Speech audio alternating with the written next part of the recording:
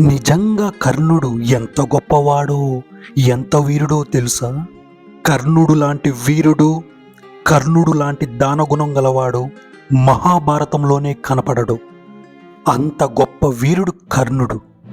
కర్ణుడికే కనుక శాపాలు లేకుంటే, కర్ణుడి యొక్క జన్మ విషయంలో తల్లిదండ్రులు చెప్పవలసిన సమయంలో చెప్పి ఉంటే, కర్ణుడు దాని వలన చేరవలసిన స్థానం చేరి ఉంటే, కర్ణుడంత కీర్తివంతుడు, కర్ణుడంత పరాక్రమంతుడు మహాభారతంలోనే కనపడడు.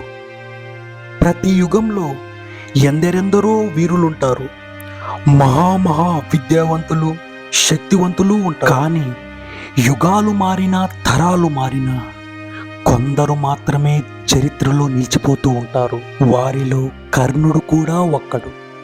ఆయన వీరత్వం కానివ్వండి, శౌర్యం, పరాక్రమం కానివ్వండి, ఆయన దానగుణం విషయంలో అయినా సరే, వీటన్నిటికీ ఆయనకు లోటు లేదు.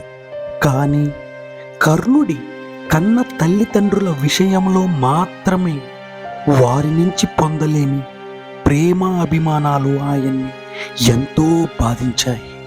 కర్ణుడికి అంటుకున్న జన్మ జన్మ కర్మలు కూడా ఆయనకు అనేక శాపాల రూపంలో ఆయన ధర్మాన్ని అధర్మ పక్షాన నిలబడేలా చేశాయి.